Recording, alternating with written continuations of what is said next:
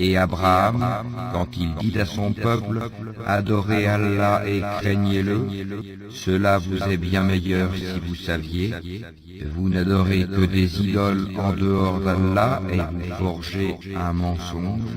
Ceux que vous adorez en dehors d'Allah ne possèdent aucun moyen pour vous procurer nourriture. Recherchez votre subsistance auprès d'Allah, adorez-le et soyez-lui reconnaissants. C'est à lui que vous serez ramenés. Et si vous criez au mensonge, d'autres nations avant vous ont aussi traité leurs prophètes de menteurs. Aux messagers, cependant, n'incombe que la transmission claire. Ne voit-il pas comment Allah commence la création puis la refait? Cela est facile pour Allah. Dis, parcourez la terre et voyez comment il a commencé la création, puis comment Allah a créé la génération ultime, car Allah est omnipotent. Il châtie qui il veut et fait miséricorde à qui il veut, et c'est vers lui que vous serez ramenés. Et vous ne pourrez vous opposer à sa puissance ni sur terre ni au ciel, et il n'y a pas pour vous, en dehors d'Allah, ni allié, ni secoureur.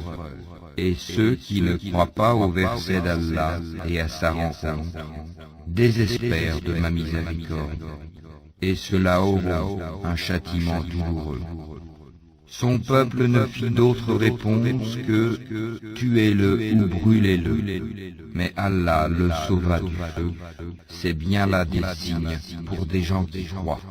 Et Abraham dit « En effet, c'est pour cimenter des liens entre vous-mêmes dans la vie présente que vous avez adopté des idoles en dehors d'Allah. » Ensuite, le jour de la résurrection, les uns rejetteront les autres et les uns maudiront les autres, tandis que vous aurez le feu pour refuge, et vous n'aurez pas de protecteur.